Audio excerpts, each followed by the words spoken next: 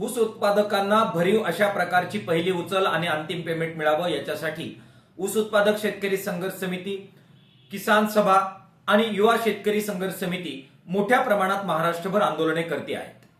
याचा परिणाम म्हणून सांगली सोलापूर पर्यंत सीमित असलेलं ऊसाचं आंदोलन आता मोठ्या प्रमाणामध्ये अहमदनगर, सोलापूर आणि मराठवाड्याच्या विविध जिल्ह्यांमध्ये पसरताना आपल्याला दिसतंय।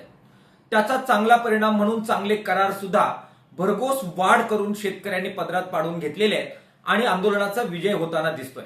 मात्र या सगळ्या आंदोलनामध्ये दुसरी एक अत्यंत गंभीर बाब समोर आलेली आहे, ती म्हणजे FRP ची रक्कम कमी राहावी यासाठी हे कारखाने मोठ्या प्रमाणामध्ये रिकव्हरी चोरी करताना दिसत आहेत।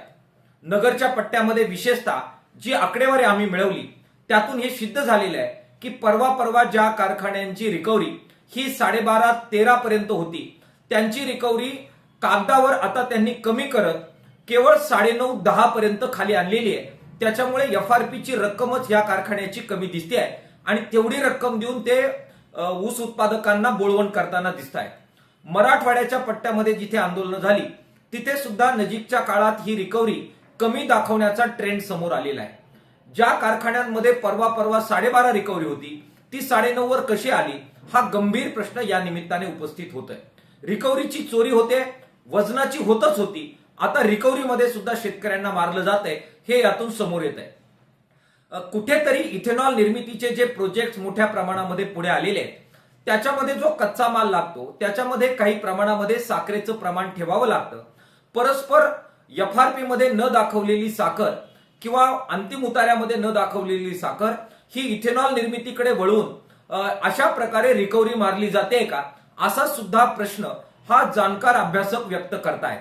त्याचबरोबर ज्यूस टू इथेनॉल हा जो काही एकंदरीत प्रकार आहे त्याच्यामध्ये सुद्धा ट्रँकरच्या ट्रँकर इथेनॉल निर्मितीसाठी शुगर ज्यूसचे बाहेर काढून शुगर सिरप हे बाजूला काढून घेत अशा प्रकारे रिकव्हरी मारली जाते काय, असा सुद्धा प्रश्न येतोय। इथेनॉल निर्मितीमधून जे रेव्हेन्यू क्रिएट होतो, जो पैसा मिळतो तो शेतकऱ्यांना FRPच्या रूपाने तर मिळत नाहीच। मात्र अंतिमतः ज्यावेळी रेव्हेन्यू शेअरिंगचा मुद्दा येतो तिथे सुद्धा खर्च आणि उत्पन्न हे समान दाखवलं जातं आणि एक छदाम सुद्धा शिल्लक दाखवला नाही। या सबबीखाली शेतकऱ्यांना तो रेव्हेन्यू शेअरिंग हा होत नाही, ही बाब सुद्धा समोर आलेली आहे। त्यामुळे रिकव्हरीच्या बाबतीमध्ये जी चोरी होते आहे हा चोरीचा मुद्दा केंद्रस्थानी आणण्याचा निर्णय किसान सभेने घेतलेला आहे। साखर आयुक्तांची भेट घेऊन संबंध महाराष्ट्रामध्ये याबाबत पारदर्शकता आणली पाहिजे ही मागणी आम्ही करणार आहोत।